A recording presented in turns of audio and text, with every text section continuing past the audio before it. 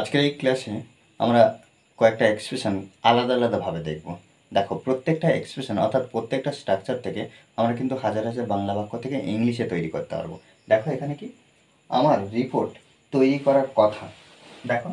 আর এই ক্লাসের শেষে আমি কয়েকটি বাক্য দেবো, অবশ্যই আমাকে কমেন্ট বক্সে জানাবে। আমাদেরকে নিজেদেরকে প্র্যাকটিস করার জন্য। ওকে, দেখো আমার রিপোর্ট তৈরি করার কথা। এই যে দেখো, কথা, কোনো কিছু কাজ করার কথা আগে থেকে, আমার সেখানে যাওয়ার কথা, আমার সেখানে যাওয়ার কথা, আমার তার সাথে দেখা করার কথা।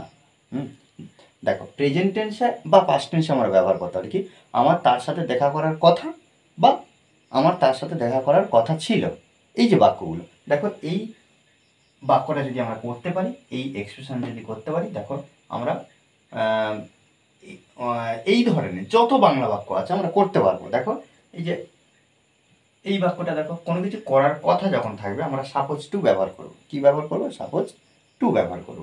তাহলে দেখো আমার রিপোর্ট তৈরি করার কথা, তাহলে আই অ্যাম সাপোজড টু। তাহলে আমার কথা, কি কথা? রিপোর্ট তৈরি করা। আর সাপোজ টুর পরে আমরা কি করব না, যে ভার্বটা ব্যবহার করব সেই ভার্বটা কিন্তু প্রেজেন্ট ফর্মে। তাহলে তৈরি, প্রিপেয়ার। দেখো প্রিপেয়ার মানে কি? তৈরি। তাহলে I am suppose to prepare, আমার তৈরি করার কথা কি। এবারে দেখো রিপোর্ট, আমরা এখানে লিখতে পারি দ্য রিপোর্ট। ওকে, তাহলে দেখো তোমার পরিবেশ রক্ষা করার কথা, এই বাক্যটা তাহলে আমরা সহজে করতে পারবো। আর যদি এখানে যদি থাকতো যে আমার রিপোর্ট তৈরি করার কথা ছিল, তখন আমরা কি করতাম? অ্যামের জায়গায় আমরা ওয়াজ ব্যবহার করতাম। তাহলে I was suppose to prepare the report, আমার রিপোর্টটা তৈরি করার কথা ছিল। যদি বলা হতো যে তাদের রিপোর্টটা তৈরি করার কথা ছিল, তখন আমরা আয়ের জায়গায় দে ব্যবহার করতাম। আর দের পরে তো আমরা ওয়াজ বা অ্যাম ব্যবহার করতে পারবো না। যদি প্রেজেন্টে তাদের রিপোর্ট তৈরি করার কথা, তখন দের পরে আমরা আর ব্যবহার করব, they are supposed to prepare the report.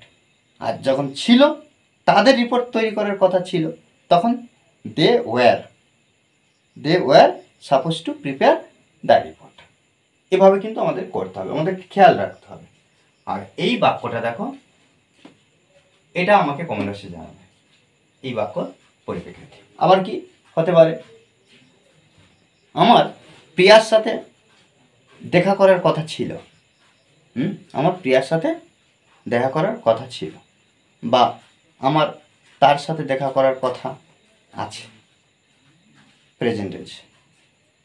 এইগুলো কিন্তু আমাদেরকে খেয়াল রাখতে হবে। তারপর দেখো পরের এক্সপ্রেশন, আমার সমস্যা সমাধান করার সম্ভাবনা আছে।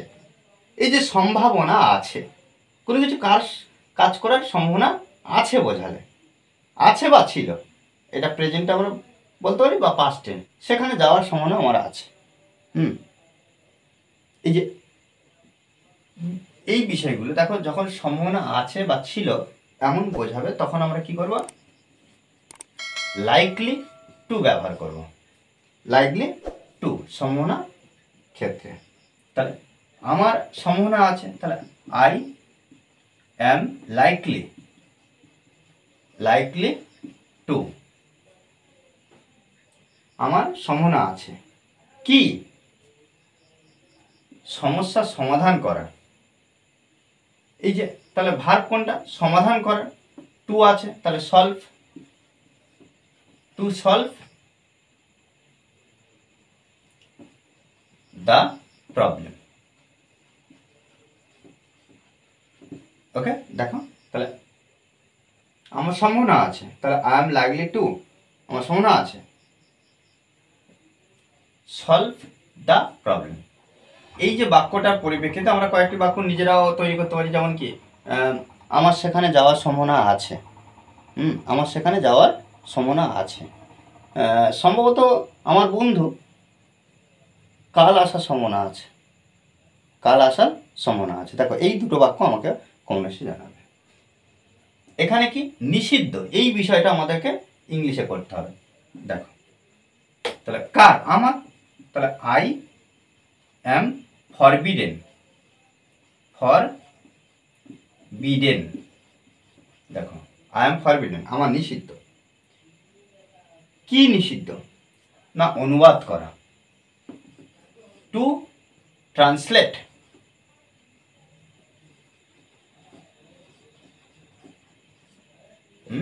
দেখো আমার অনুবাদ করা নিষিদ্ধ। সরকারি কাগজপত্র, দ্য অফিসিয়াল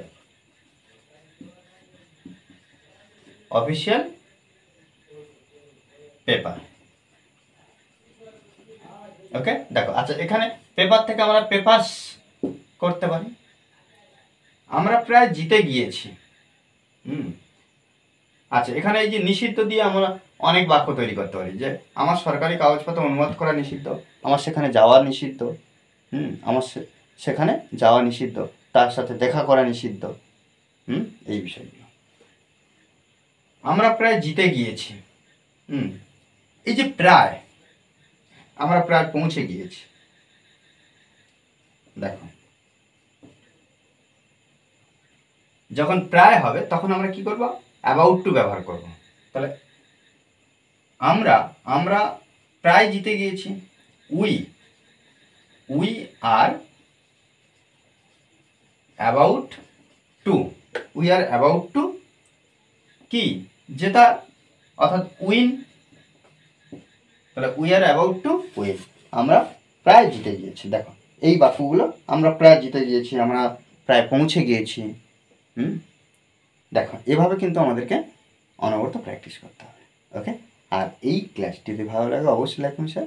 আর যারা এখনও পর্যন্ত এই চ্যানেলটি সাবস্ক্রাইব করেননি তারা অবশ্যই চ্যানেলটি সাবস্ক্রাইব করে পাশে থাকবেন। Okay, thanks for watching this video.